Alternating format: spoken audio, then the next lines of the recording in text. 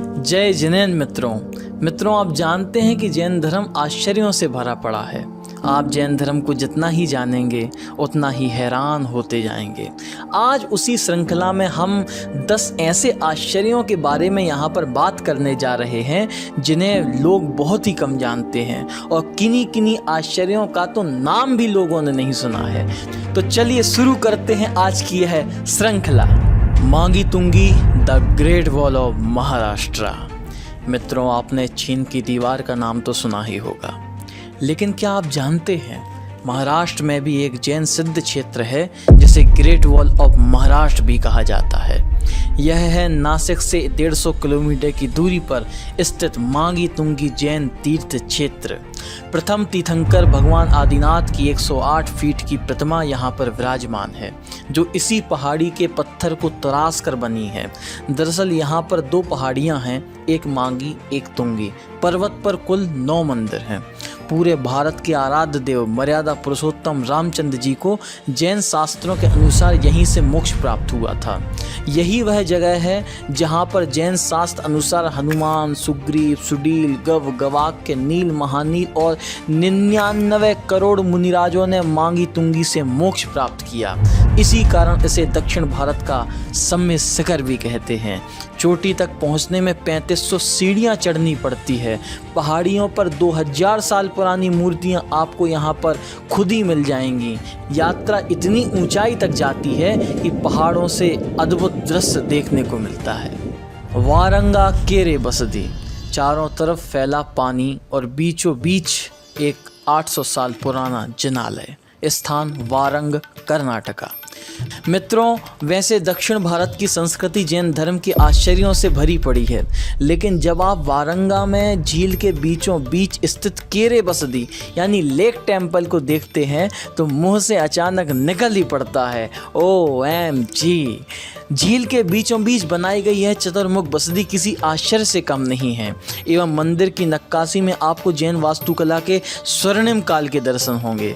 Lake temple, जिसे कन्नड़ में केरे बसदी भी कहा जाता है, 12वीं सदी में बना एक जैन मंदिर है जो झील के बीचों बीच स्थित होने के कारण अद्वितीय माना जाता है। मंदिर के मूल नायक 23वें तीर्थंकर भगवान पार्श्वनाथ हैं। मंदिर चतुर्मुख शैली में बनाया गया है, जिसमें 4 प्रवेश द्वार हैं, जिस कारण इसे चतुर्मुख बसदी के नाम से भी जाना जाता है। मंदिर तक पहुंचने में नाव का सहारा लेना पड़ता है, जो अपने आप में एक अनूठा अनुभव है। कंबदहल्ली पंचकूट बस्ती। मित्रों, आपने अपनी लाइफ में बहुत से मंदिरों के दर्शन किए होंगे। आमतौर पर मंदिरों में एक शिखर होता है और एक मुख्य वेदी होती है, लेकिन क्या आप जानते हैं हमारे देश में एक ऐसा मंदिर भी है जिसमें 1 नहीं 2 नहीं बल्कि 5 शिखर हैं और 5 ही मुख्य वेदी हैं। इस मंदिर का नाम है पंचकूट बसदी, जो स्थित है श्रवणबेलगोला से मात्र 18 किलोमीटर की दूरी पर कंबदहल्ली में। कंबदहल्ली का कन्नड़ में मतलब होता है स्तंभों का गांव। बंधुओं, एक समय कंबदहल्ली जैन धर्म का एक महत्वपूर्ण केंद्र था। प्राचीन समय में यहाँ पर 72 जिनालय थे। पंचकूट बसदी द्रविड़ आर्किटेक्चर का बेजोड़ नमूना है। गंग वंश के शासनकाल के दौरान बनाया गया है। यह मंदिर भगवान आदिनाथ को समर्पित है, जिसमें भगवान महावीर की भी एक बड़ी मनोरम प्रतिमा विराजमान है। बसदी के ठीक सामने एक 50 फीट का सिंगल स्टोन से बना मानस्तंभ भी है, जो इस बसदी की शिल्पकला का एक बेजोड़ नमूना है। अब आप जब भी श्रवणबेलगोला की यात्रा पर जाएं तो कंबदहल्ली की इस अद्भुत जिनालय के दर्शन अवश्य करिएगा। अरंगुलम जैन मंदिर, तमिलनाडु। मित्रों, एक ऐसा जिनालय जो 1200 वर्ष से भी अधिक प्राचीन है, जिसका उल्लेख 10वीं शताब्दी के थोलमोजी थेवर द्वारा सूलामणि साहित्य में प्राप्त होता है। एक ऐसा मंदिर जो आश्चर्य से कम नहीं है। खास बात यह है कि जिनालय के गर्भगृह के लगभग 200 मीटर की दूरी पर 2 स्लैब पत्थर खड़े हैं, जिसे धर्मचक्र या एंथरा काल भी कहा जाता है। दोनों एंथरा काल में एक तो सही सलामत है लेकिन दूसरा टूटा हुआ है।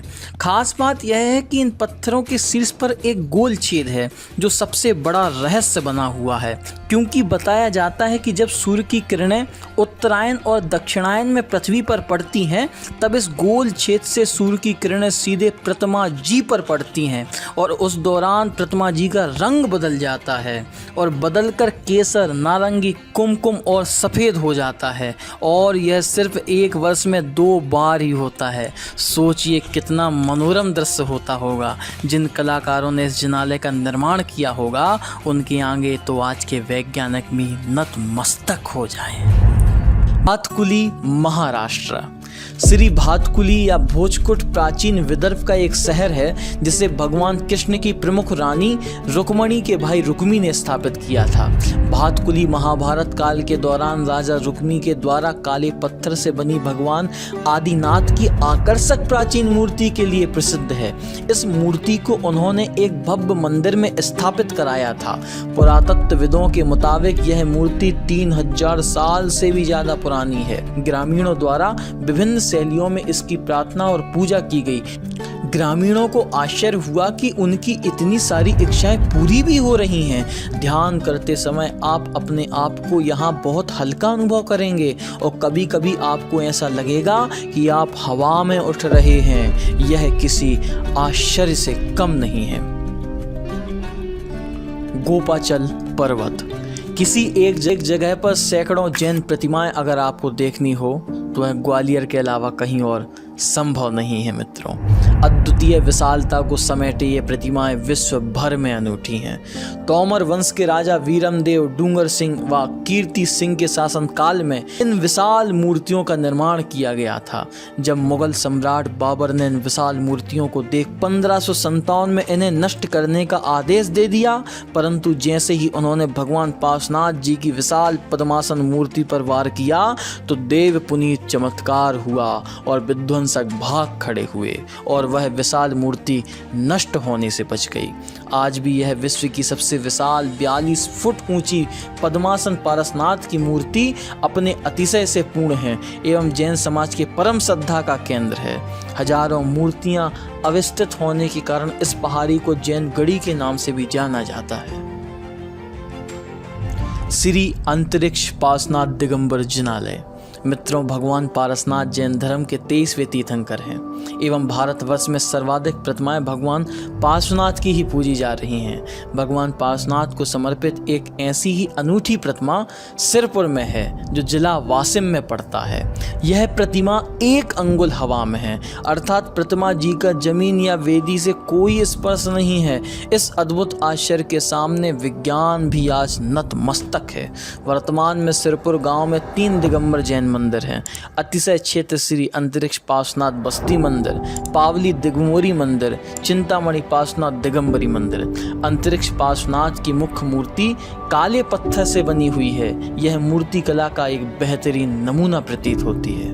मूड़बद्री 1000 पिलर्स ऑफ टेम्पल।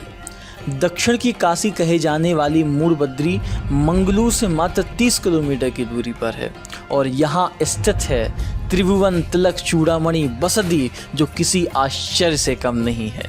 छोटा राजा देवराय वाडेयार के द्वारा 14वीं शताब्दी में बनाए गए यह जिनालय कन्नड़ भाषा में सवीरा कदम्बा बसदी के नाम से जाना जाता है, जिसका अर्थ होता है 1000 स्तंभों वाला मंदिर।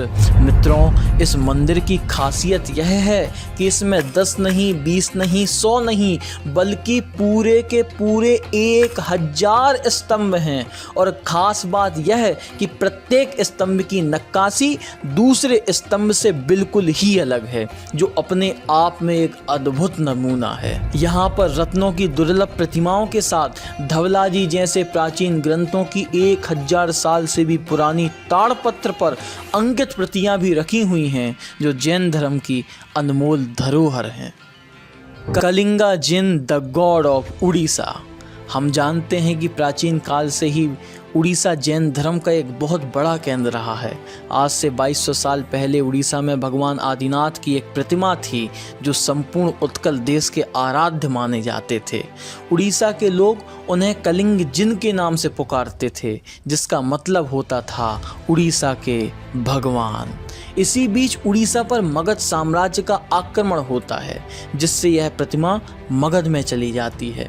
पुनः 200 साल बाद उड़ीसा के परम प्रतापी सम्राट खारवेल मगध पर आक्रमण करके यह प्रतिमा फिर से कलिंग देश में उदयगिरी की पहाड़ी पर प्रतिष्ठित कराते हैं। आज भी उड़ीसा की राजधानी भुवनेश्वर के रेलवे स्टेशन पर कलिंग जिन की मूर्ति का छाया चित्र लगा हुआ है, जो कलिंग जिन के प्रति उत्कल वासियों की आस्था को दर्शाता है। गोमटेश्वर बाहुबली श्रवण बेलगोला। आश्चर्यों में आश्चर्य हैं गोमटेश्वर बाहुबली और उनकी 57 फीट की प्रतिमा, जो जैन धर्म की ही नहीं अपितु विश्व की अनमोल धरोहर है। भारतीय मूर्ति कला का बेजोड़ उदाहरण है श्रवण बेलगोल की विंध्यगिरी पहाड़ी पर स्थित 981 सन में गंगवंश के काल में बनाई गई यह प्रतिमा। भगवान बाहुबली के परम भक्त चामुंडराय के द्वारा यह प्रतिमा बनवाई गई थी। सिंगल स्टोन से बनी यह मूर्ति विश्व की सबसे ऊंची मूर्ति है, जो बगैर किसी सहारे के 1000 साल से भी ज़्यादा समय तक ज्यों की त्यों खड़ी हुई है। आज भी वैज्ञानिक इस प्रतिमा को देखकर यह अनुमान नहीं लगा पा रहे हैं कि इसका निर्माण कैसे हुआ होगा। क्या प्रतिमा जी को ऊपर से नीचे की ओर तराशा गया होगा या नीचे से ऊपर की ओर। हर 12 वर्ष के अंतराल में गोमटेश्वर बाहुबली का महामस्तकाभिषेक होता है, जो संपूर्ण भारतवर्ष के लिए किसी महोत्सव से कम नहीं है।